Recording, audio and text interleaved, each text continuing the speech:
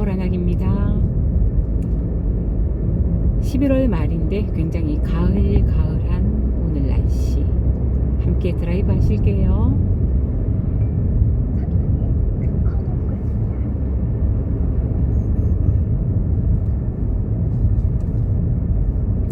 오늘 같은 날은 집에 손님 초대해서 테라스에서 뒷고기 바비큐 해 먹으면 정말 좋은데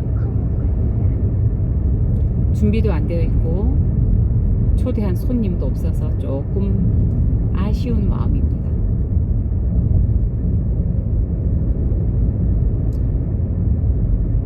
늘 하는 말이지만 길이 너무 예쁘죠. 네, 조금씩 보이는 아스팔트 2차선 도로, 그리고 네, 길 양쪽 편에 있는 나무들, 그 위로 엄청나게 많이 보이는 푸른 하늘. 가방에 샌드위치도 있는데 저희 목사님께서 샌드위치도 있으니까 두 분 곧자왈로 소풍 가세요 그러더라고요. 정말 그러기 좋은 날인데 오늘 제 신발이 네, 킬힐입니다. 킬힐. 옛날에는 사실 이렇게 높은 구두 신고, 일명 삐딱구두라 그러죠. 삐딱구두 신고 네, 1시간은 걷더니 걸었어요. 그때는 제가 이 삐딱구두가 생활화되어 있어서. 지금은 그 정도까지는 힘들 거예요. 한 뭐 15분 걸으면 적당은 아니고 다리가 아프겠죠. 아가씨 때부터 키리를 신어서 제가 사실 조금 패셔니스타였거든요. 아가씨 때 옷을 되게 좋아했어요. 뭐 잘 입는다기보다 옷을 되게 좋아해서 옷이 많았고 항상 키리를 신었어요. 그래서 이제 저희 그 직장이 같은 동네에 있었는데 이제 뭐 무슨 뭐 1동 2동 이런 게 있잖아요. 근데 그 지나오는 길에 뭐 파출소도 있고 동사무소도 있고 이래서 다들 서로 이렇게 약간 알고 뭐 업무적으로도 왔다 갔다 하는 그런 직종이어서 다들 조금씩 얼굴은 알고, 아, 저 사람이 저 위에서 내려오니까 2동 사람이구나, 뭐 1동 사람이구나, 요 정도는 이렇게 알고 지냈는데, 이제 사람들이 뭐 무슨 이야기 하다가, 아, 왜 그 아가씨 이렇게 이야기할 때가 있잖아요. 근데 항상 사람들이 저를 가르칠 때, 왜 2동에 살고 키 크고 옷 잘 입고 예쁜 아가씨 이렇게 말을 한대요. 그럼 사람들이, 우리 이제 회사 사람들 생각할 때 2동에 살고 옷 잘 입고 예쁘면 걔가 많아진대. 걔가 맞는데 키는 안 큰데. 사실 사무실에 있을 때는 그냥 뭐 이렇게 편안한 슬리퍼 신으니까 제가 키가 사실 안 크거든요. 근데 이제 외출복을 입고 이렇게 힐을 신고 이렇게 다니니까 사람들이 한 키가 170쯤 되는 줄 아나 봐요. 실제로 그렇게 보는 분들도 계세요. 근데 앞에 다니가 완전히 다르거든요. 완전히 달라서 언니들이 분명히 걔를 말하는 거 맞는 것 같은데 키는 안 큰데 또 다른 사람이 있나 이래서 한참 고민을 한다고 하더라고요. 감사히도 키가 크지 않은데 커 보여서 조금 그나마 뭐 감사하다 뭐 이 정도 이제 생각할 수가 있는데, 어떤 일화가 있냐면 옛날에 제 친한 친구 중에 이 친구는 키가 진짜 작아요. 키가 뭐 153? 요 정도밖에 안 되는데 그 언니가 있었어요. 언니는 키가 좀 커요. 키가 크고 이 언니가 밖에서 만나잖아요. 모델 같아요. 옷도 잘 입는 데다가 얼굴이 이쁘진 않은데 일단 스타일이 개성이 있고 키가 크고 늘씬해 보여요. 막 허리도 그러니까 빼짝 마른 모델 말고 있잖아요. 약간 글래머 스타일의 조금 그런 느낌이었는데, 아무튼 날씬하고 옷도 잘 입어서 밖에서 보면 야, 너 언니 너무 멋지다. 자기 회사에서도 그 언니가 막 모델 같다라고 사람들이 그랬대요. 근데 저는 이제 그 친구하고 워낙 친하기 때문에 자주 놀러 갔거든요. 자주 놀러 가서 집에서 보면 엄청 돼지예요. 뭐 객관적으로 봐서 돼지는 아니지만 밖에서 옷을 차려입고 나갔을 때의 그 언니의 몸매와 집에 있을 때의 몸매가 완전히 다르거든요. 허리도 굵고 배도 나오고 막 다리도 굵고 이렇단 말이에요. 그런데 옷을 입으면 그렇게 멋져 보이는 거예요. 그래서 맨날 야 너거니는 완전 사기꾼 같아. 어떻게 저렇게 집에서 이렇게 대충 있는 모습과 밖에 나간 모습이 다르냐 막 그렇게 하면서 웃고 놀리고 이랬었거든요. 근데 이제 세월이 지나서 저도 이제 나이가 이제 많잖아요. 근데 사람들이 저를 되게 약하고 날씬하게 본단 말이에요. 실제로 약하고 날씬한 몸매가 아니에요. 근데 이제 교회 분들도 다 그렇게 보고 이러시다가 어느 날 목욕탕에서 집사님을 만난 거예요. 그랬더니 저보고 하는 말이 야, 네 목욕탕에서 보니까 돼지네 이러더라고요. 근데 그 말을 그분한테만 들은 게 아니라 회사에서 일본으로 같이 이제 해외여행을 간 적이 있어요. 일본의 벳부라는 곳이 일본이 다 온천이 유명하지만 벳부가 사실 굉장히 물이 좋기로 유명하거든요. 그래서 벳부에 가서 저녁마다 온천을 했어요. 근데 이 사람들이 같이 일을 하는 1년 동안 제가 되게 말랐는 줄 알았는 거예요. 그렇게 생각하고 있었는데 며칠 동안 온천을 같이 해보니까 제 몸매의 실체를 이제 보게 된 거잖아요. 딱 하는 말이 예상했던 거에 1배 반이래요. 그러면 제가 얼마나 사기를 친 겁니까? 1배 반이라니 세상에. 보기에는 호리호리하고 왜 연약해 보이는 스타일인데 제가 이렇게 딱 뼈대 있는 집안이라 어깨도 딱 벌어졌고 체형이 어떻게 말하면 보이는 데만 날씬해요. 일단 얼굴 날씬하고 허리가 조금 날씬해요. 그리고 종아리가 날씬하고 손도 날씬해요. 그 나머지는 다 통통하다고 생각하면 됩니다. 그리고 어깨가 넓기는 하지만 어깨에 살은 또 없어요. 그러니까 옷을 입으면 굉장히 날씬해 보이는 거예요. 그래서 그런 말을 이렇게 이제 좀 듣다가 3번째 들은 건 언제냐면 목욕탕에서 같이 일하던 옛날 동료를 만난 거예요. 걔가 하는 말이 언니 살이 좀 붙었네요 이렇게 했어요. 그랬는데 너무나 공교롭게 그 다음날 제가 아는 동생 집에 놀러 갔는데 그 애가 거기 와 있는 거예요. 그날따라 제가 조금 더 유난히 날씬해 보이는 까만 바바리 코트를 입고 있었어요.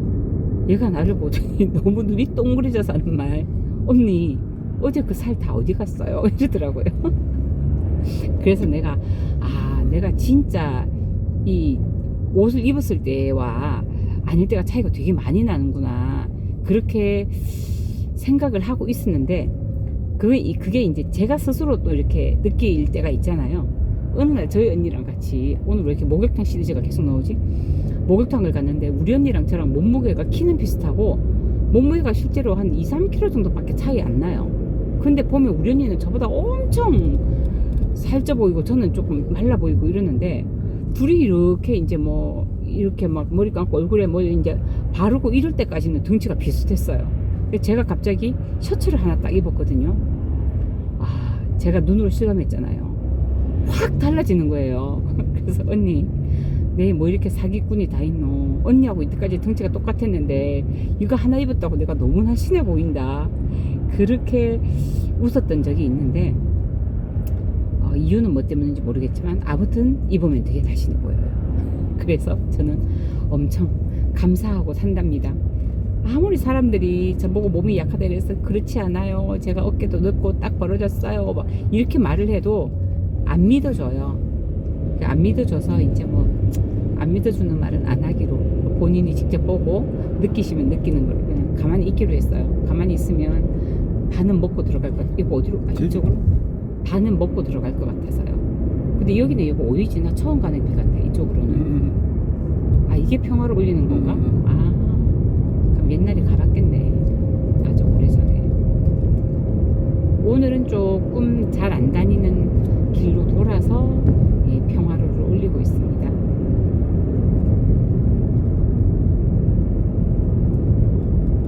오늘은 구름도 별로 없어요. 그죠? 앞에 아주 아주 옅은 구름만 있고 큰 구름이 많이 없네요. 야, 제 차 백미러로 삼방산이 딱 정중간에 보이네요. 너무 멋있어요. 얼마 전에 제가 그 새별 오름에 갈대라고 영상을 찍어서 올린 적이 있는데 어떤 구독하시는 분께서 억새입니다 이렇게 말씀해 주시더라고요. 갈대와 억새가 어떻게 다른지 저는 사실 아직 잘 몰라요. 어떻게 구분하죠? 아시는 분 계신가요?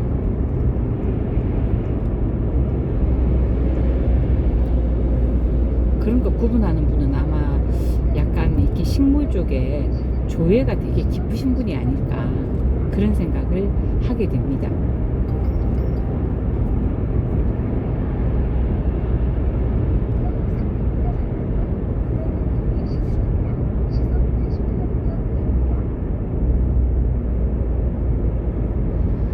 그 제주도에는 골프장이 많이 있잖아요. 요즘에 제주도 골프장도 되게 안 된다고 하더라고요. 그래서 제가 얼마 전에 이제 골프 치는 친구한테 야, 너 요새 왜 골프하러 안 들어오니? 이랬더니 여보 저기 동백 봐. 와, 가로수에 동백이 엄청 많이 피어 있어요. 제주도가 골프가 너무 비싸대요. 비행기 값도 비싸고 골프기도 비싸고 그래서 안 들어온대요. 제주도에 성수기와 비수기가 있겠지만 그걸 가장 빨리 체감하고 빨리 조절하는 데가 어디냐면 렌트카예요. 렌트카는 정말 극성수기 때는 엄청 비싸다가 비수기가 딱 되면 확 내려갑니다. 보통 뭐 아반떼, 뭐 K5 이런 종류의 차들이 준성수기 때는 뭐 6, 7만원, 극성수기 때는 12만원 이렇게 하다가 지금 얼마 하냐면 10월 말인가 11월 초에 하루에 뭐 9,000원 이렇게밖에 안 했어요. 만원도 안 해요. 그렇게 렌트카는 손님이 있고 없고를 엄청나게 예민하게 반응해서 빨리빨리 조절을 하는데 이제 문제가 펜션이나 음식점들은 그렇게 되기가 조금 어렵죠. 사실 음식은 뭐 메뉴판 자체가 이렇게 붙어 있어야 되고 이러니까 렌트카를 보고 이렇게 조절할 수 있는 시스템이 있으면 훨씬 더 좋긴 할 것 같은데 그 업주들은 안 좋아하겠죠. 가격을 내리는 것 자체가. 가격이 조금 제주도가 음식값도 비싸기는 해요.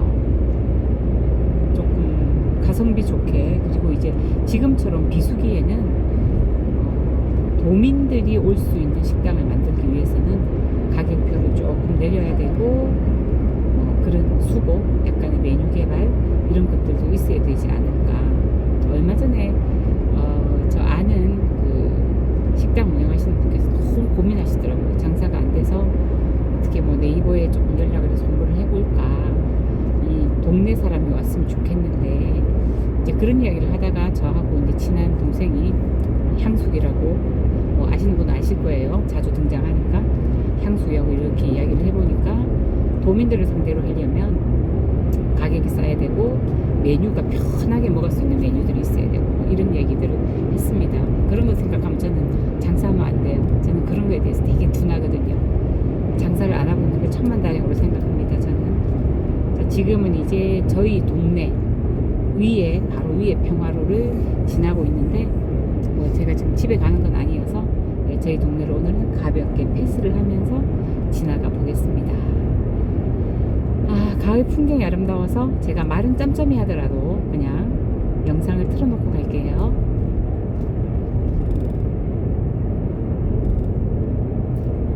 이것도 벚나무다 예뻐, 그치? 벚나무 단풍이 확실히 빨갛게 이뻐.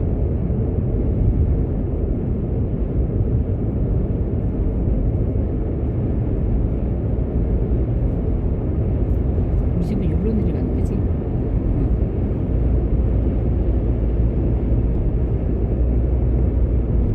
와, 동백이 정말 정말 많이 피었어요.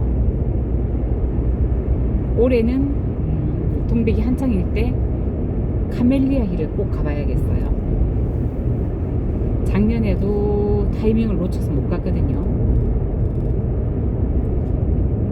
이선희 씨의 동백꽃이라는 노래가 있던데 아마 새로 만든 노래 같아요. 전에 한번 그 윤도현 씨와 이선희 씨와 또 한 분이 누구더라? 생각나지 않는데 아무튼 세 사람이서 제주도 여행을 와서 동백동산이나 이런 동백꽃이 많이 피는 길을 걷다가 그 동백꽃이라는 노래를 이선희 씨가 조금 불렀었던 것 같아요. 곡이 뭐 제가 TV를 안 봐서인지는 모르겠으나 곡이 좋더라고요. 저는 사실은 동백꽃 하면 송창식님의 선운사라는 노래가 더 생각이 나요. 선운사라는 곡 혹시 검색해서 나오면 한번 들어보세요. 되게 오래된 노래라 한 30 몇 년, 거의 40년 가까이 된 노래라 뒤에 이제 코러스 나오고 이런 게 있는데 조금 촌스럽기도 해요. 촌스러워요. 그런데 그 곡이 주는 느낌이 정말 이렇게 약간 처연한 느낌? 그런 느낌이 들고 지난번에도 말을 했지만 정말 그 선운사 고요한 산사에서 이렇게 종이로 된 창호지 문을 열고 툇마루가 조금 있고 흙마당이 있고 그 앞에 서 있는 동백꽃에서 꽃잎이 빨간 꽃잎이 툭툭 떨어져서 비가 오는 풍경 그런 풍경이 정말 눈앞에 영상처럼 떠오르는 노래거든요. 정말 멋진 곡입니다. 제가 그 발성이 지금처럼 완전히 가성화되기 전에는 그 곡을 진성으로 불렀더랬어요. 정말 저음으로 약간 묵직하게 불렀었는데 정말 멋있었는데 지금은 안 되더라고요. 너무나 아쉽게도 그런 노래 하나쯤은 진성으로 좀 부를 수 있으면 좋겠는데 그게 안 되어서 되게 아쉬워요. 기회가 되시는 분들은 한번 검색해서 꼭 들어보셨으면 좋겠어요. 네, 이제 저 끝에 바다도 보입니다. 길 끝에 약간 하늘빛으로 올라와 있는 그게 바다입니다. 그냥 보면 바다 같지 않아요. 그냥 하늘인지 바다인지 전혀 구분이 가지 않지만 육안으로는 일단 구분이 되는 상황이에요.